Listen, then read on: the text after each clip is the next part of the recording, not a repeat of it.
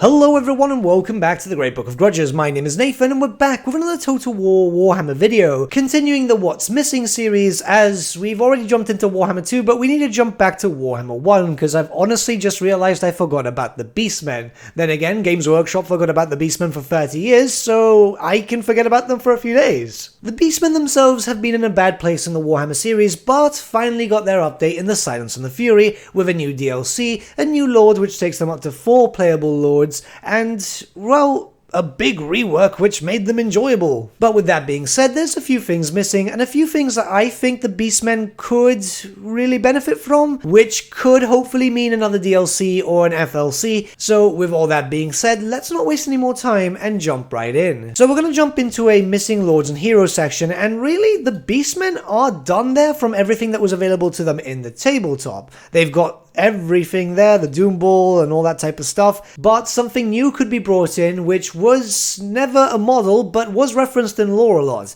This of course is a Lord and Hero option for a Centaur. Centaurs themselves are fairly popular and they're well known in the lore and so on, mainly because they're a bunch of drunkards, but the idea is that we've pretty much got every different Beastmen subspecies now represented with a Lord or a Hero option, and it would be nice to have a Centaur one too. This will make sense when we start talking about possible characters and some missing units. We've got the Gors and the Minotaurs represented. A Centaur-based faction would be kind of cool, and you'd be highly mobile, you'd be able to work a lot on hit-and-run tactics, and it would just be nice if that ever happens, if we had a Lord and a Hero option to kind of fit with the theme. I know a lot of people have been doing Minotaur-only builds when it comes to Taurox, or for example, Bestigor builds when it comes to Khazrak, if you're following the lore of the tabletop more than anything. There's loads of really cool stuff, so it would be cool to be able to do this too. We've been lucky that mods exist for a purpose, but in an official sense it would be nice because then you could have proper voice acting and so on. So in terms of functionality for both the Lord and the Hero option, I'd say that they would be fast moving, they'd be skirmishing based, melee damage, maybe even ranged weapons too, but they wouldn't have access to say magic or anything like that, because as far as I've gone through the lore, I don't think there's ever been a Centaur that can cast any spells. This is to my knowledge at the very least. But that's pretty much it. I honestly can't think of any other generic Lord and Hero options, as every other thing has been pretty much implemented already. This is a great thing. This is actually a really good thing, because the Beastmen do feel complete. They could just do a little bit extra flavor. Now let's move on to the missing section, and we're going to go on to something that didn't exist but was mentioned in the lore, like really obscurely. I think it was a line or two about, what, 15 maybe more years ago? This would be heavily armored Centaurs, kind of like a Bestigor Centaur in a sense, which would be nice as we already have 3 different variants of Centaur, so a more elite version would be kind of cool, as that gives you 4 different types of units that you can play around with, and yeah, I mean, it'd be kind of cool. It gives you more of a full faction feel if you want to play Centaur only. I mean, I don't know why you would want to, but hey, everyone likes a theme, and if we ever get Goris, then it would be kind of cool to do that. Obviously, we can't do a video like this without talking about 4 highly requested units, which it's baffling that we still haven't seen them. These are, of course, the Godtouched Gors, the Khorngor, the Slangor, the Zangor, and the Pestigor. These are, of course, dedicated to Khorne, Slaanesh, Tzeentch, and Nurgle, respectively, and, you know, it's a bit weird that we haven't seen them yet. We haven't even got them for the Monogod factions, which is baffling. I mean, Khorne did get Khornators, but they're not really Khorngors. The reason why people are so into the idea of them is because they're dedicated Beastmen. So far, we've seen them more in line of, well, you know, Undivided, or, well, they weren't really Undivided too, they kind of worshipped Chaos as a whole as one great beast. So dedicated Beastmen would be absolutely awesome, especially as we've already started to see the Beastmen getting reworked for Age of Sigmar in terms of the Zangors. The Pestigors got one for Blood Bowl, I believe, and obviously the Slaaneshi Slangors, which makes them more of a monstrous unit, but they look pretty cool. And really, it's not like they can't use those models, because, you know, they're using the AOS design for the Keeper of Secrets and so on, and nobody would be against the current ones. The only thing is we still haven't seen a Khorngor. They've been hinted for Age of Sigmar, but for some reason we haven't seen them yet. Then again, you know, Games Workshop with releases, it's kind of slow. And obviously the Pestigor is not usable in Age of Sigmar, it's just for Blood Bowl, but, you know, in the future it would be cool, as we could have something completely different, something themed. So, say for example, you get a Khorne DLC. The Khorne Gors arrive there, but they're also available if you own that DLC to the Call of the Beastmen factions, or even Taurox or whatever. Same thing with all the other different Godtouched Beastmen. If they come out with their respective god, then they can also be handed to the other one for free if you own said DLC. I think that'll be kind of cool. It would be the best way to kind of cross-promote too, because the Zangors and so on. It wouldn't be all of them, it would just be like a few units or something, or maybe even just one, but it would be kind of awesome. I'm a big fan of the new designs myself, so why not? Now, obviously, since we haven't seen them all in Age of Sigmar, and it's been a long time since we saw them in Warhammer Fantasy. Back then, they were pretty much just God-Touched Bestigors. It would be pretty difficult to say how they exactly would act in-game, but it shouldn't be too hard to interpret for Creative Assembly staff, especially if they've got Games Workshop telling them, well, this does this in the tabletop, or this does that in the tabletop. I'm not too sure how they work in AOS, to be honest, because I don't really play those factions. I've got the models, the Synergy ones, but I've got them on square bases. So something that's been requested a decent amount of time by the fanbase, and I understand why, is the Incarnate Elemental of Beasts. This is a creature of raw energy, which is only summoned by Amber Wizards of the Amber Order, and also Bray Shamans, because this is tapping into a raw energy which most people or creatures do not have access to. The Incarnate itself, it's kind of hard to explain, as a few were introduced in lore, a few were given rules and so on,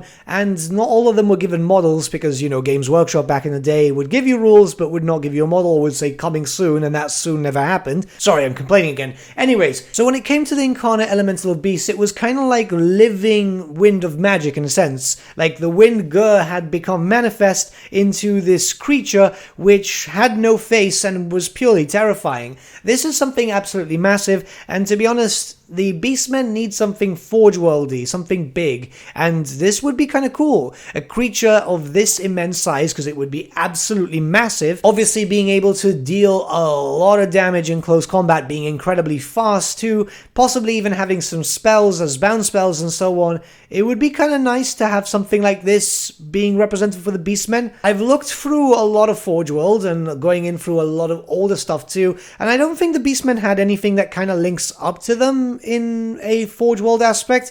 This would probably be the only thing, and it would make sense. A lot of Bray Shamans coming together to summon it. You would have it limited, of course, kind of like a Dread Saurian and so on. And again, cool factor, big thing. The Cockatrist is also something which would fit really well with them. I must admit, though, with all my years playing Warhammer Fantasy, I don't recall ever seeing one, barring the ones I have painted myself. And I don't think I've ever played one in the field before, which is strange, because I normally get a miniature and I do use it at least once. I'll have to change that when the battle reports come back. And yeah, it's coming soon, guys, don't worry. Anyways, so this creature is kind of like a very, very fast flying creature. It can also turn enemies into stone with their gazes and so on. It's, imagine a very ugly Medusa in a sense. So I imagine that could be a quite decent debuff to the enemy's melee defense to make them more brittle and stuff like that, or even slow down their speed. It really much depends. They were known to be quite fast too, so I'm imagining that it'd be faster than a Manticore, but then that kind of makes the Manticore redundant, so I'm not too sure how this could work. I mean, it looks really, really cool, and it's a shame that everyone got a Manticore, so it would have been nice if we had something else. I know Creative Assembly like to reuse assets, but sometimes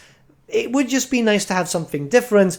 I mean, it would be cool to have both the Manticore and the Cockatrists. It's just the Manticore being, I believe, in the Warriors of Chaos. Are they in Norska too? I can't remember they're in Norska. Let me check. Wow, that really shows how little I play Norska. And yeah, they are too. So it would have been nice to have a bit of a distinction rather than just reusing the same asset over and over again. So one creature I've always admired in the lore is the Praten, mainly because it was so different in a sense. They were commonly found across Bretonia, and it gave more of a threat within the lands of Bretonia, one of those mythical beasts that the knights would go and find. What makes them so cool is the fact that they can turn people insane, very similar to that of the Jabberslife, but much more agile, very, very fast, and possibly more destructive right because of that. The Jabberslife is fast on foot and so on, and it's very, very destructive, yet the Praten is so fast flying, it's able to just zoom across the battlefield, and just being close to people will start making it go insane. insane, where I believe some lore stated that just its ravaging cry can start making people start killing their own,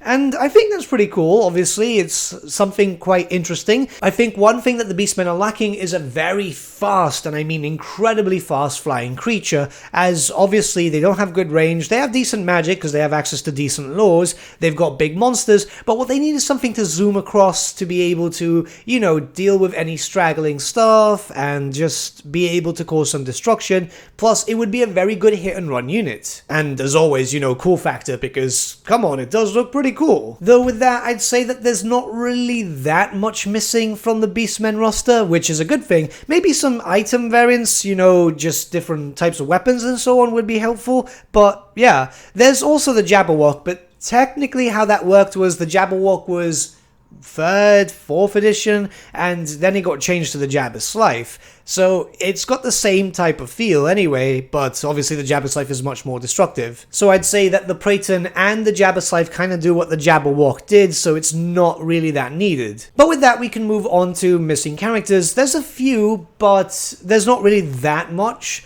And I'm assuming one would probably be a DLC character, with the rest being either FLC or Legendary Heroes. So let's check them out.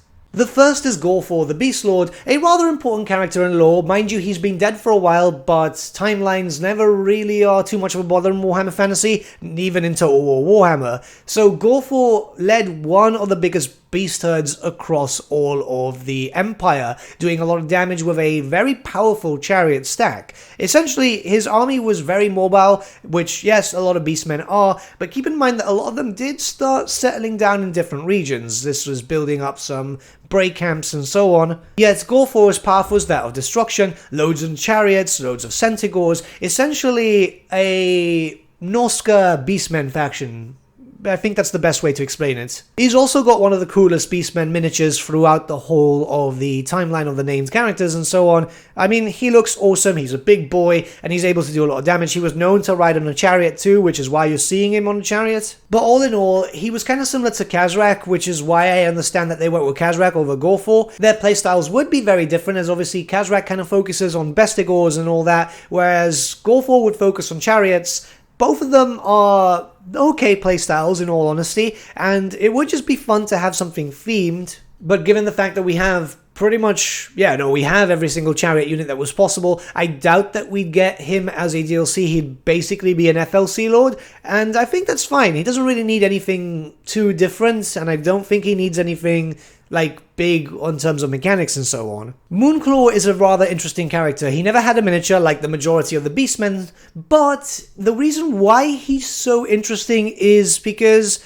he's not really a beastman. Rather, he is a living embodiment of Morrsleib. He's also known as the son of Morrsleib, a chunk of the Great Warpstone Moon that landed, and he came from that. Lore never really says exactly what he is, as he's constantly twisting and turning, even has a unique mans called Umbralock, but other than that, we don't know anything about him other than the fact that he's extremely powerful and he's able to call down Warpstone meteors to attack the enemy. It would be something cool to see. I don't think as a DLC Lord, I think he'd be a great legendary hero that every type of Beastmen Lord could get as a herald in a sense, but the reason why he's so interesting is because he's a blank slate. Unlike the other ones that had no miniatures, which had more established lore, we know next to nothing of Moonclaw and his actual capabilities. So for all we know, he could be the closest thing that the Beastmen will ever have to demons in their army, and I think that's kinda cool. Angril Forhorn is an interesting character. You see, he's a Gave,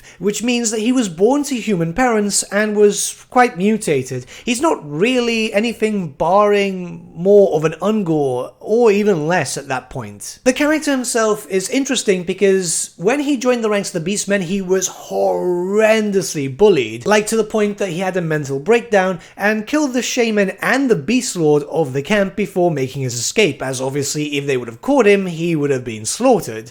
Now, why this character is so interesting after that is because he's an outcast, living mostly in isolation at the beginning before starting his own Brayhood by collecting not only different types of monsters and outcasts throughout Beastman society, but also recruiting mutants into his rank, meaning that some humans do follow him. The character himself is completely insane. He in fact wears the horns of the slain on him as a representation of him having bigger horns. It actually makes you feel bad for this character, but also a little bit impressed that he was still able to make something of himself. Now, the rest of Beastmen society do hate him, and I wonder how he could be implemented. I'd like to think as a legendary hero more than a legendary lord, but I don't know. I think he's cool, and it would be interesting to see how they could do this, especially since we are aware that the Warhammer series has been implementing more story. We've seen that in Warhammer 2, we've seen that in Warhammer 3, so I'd like to see how the developers could work a character like this into the game. And obviously this character needs no introduction, as the grand majority of this video was centered around him without mentioning him. This is of course Goris Warhoof, a rather popular character back in the day as he was the only named Centaur,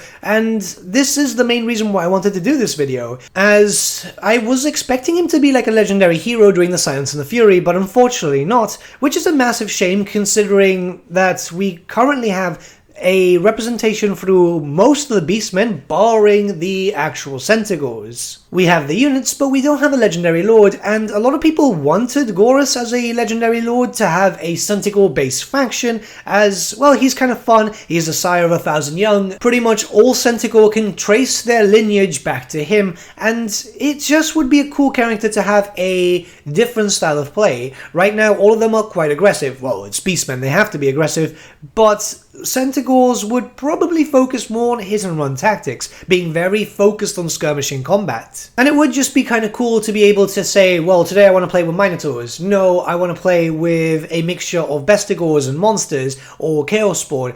And then obviously with the access to Goris, you could then say, no, I want to focus on a Centaur build army, you know? Which then would be further enhanced by a Lord and a Hero option, because it would be kind of cool. It's sad that we never had that on the tabletop, but there were rumors that there were plans for 8th edition, and we all know how 8th edition ended up, unfortunately. So I'm literally just making this video because of this character, because I'm a big fan, and I thought, you know, it would be really cool if we had access to everything, and that way your Beastmen armies could be incredibly varied, well, more so than they already are, thankfully. Plus, he's got a model, so there's already something to work with, and it would be a shame if, unfortunately, we never had him. We've got some great mods, but, you know, voice acting and so on, maybe a unique mechanic. Though, in all honesty, I don't think he would really need a unique mechanic, as the Beastmen rework adds in so much flavor. But this is just a suggestion because I like the character, and I know a lot of people like him too. And finally we have Slugtong. This was another one in the 7th edition army book,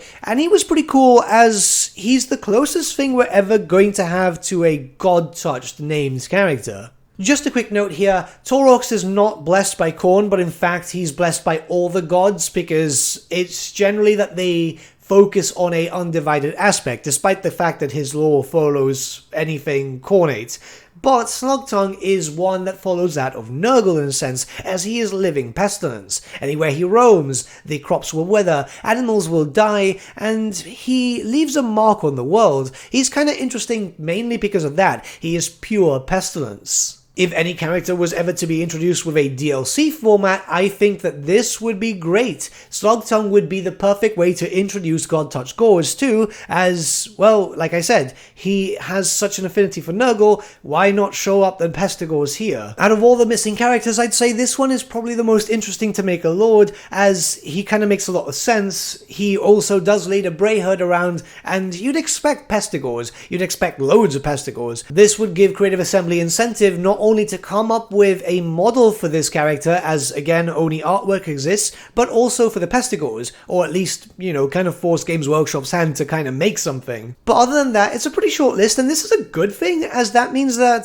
the Beastmen are pretty much done, and let's be very honest, the Silence and the Fury fixed so many glaring issues with them. I'm actually enjoying playing with the Beastmen now. Maybe some new stuff will come out in the future, eventually when Warhammer the Old World comes out and Games Workshop and Creative Assembly try to cross-promote. If they're smart at least. Well, Creative Assembly would be, but, you know, GW. Though with that being said, do you think the Beastmen lack anything else? Let me know your thoughts in the comments below, and let's start a bit of a discussion. But with that, my friends, we've come to the end of our video. Thank you so much for watching. If you did enjoy the video, might I suggest giving the video a like, or even subscribing to the channel, as it really does help us out.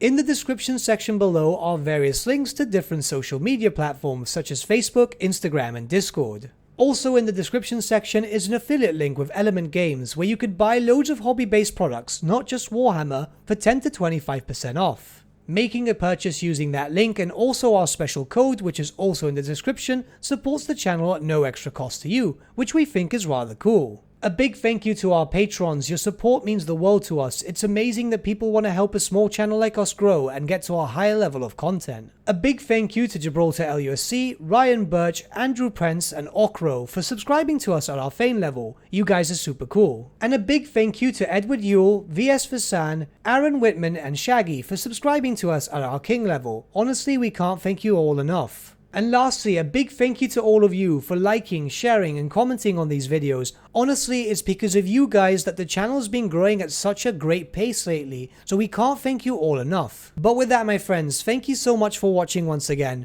and we shall see you all again very, very soon. Have a good day.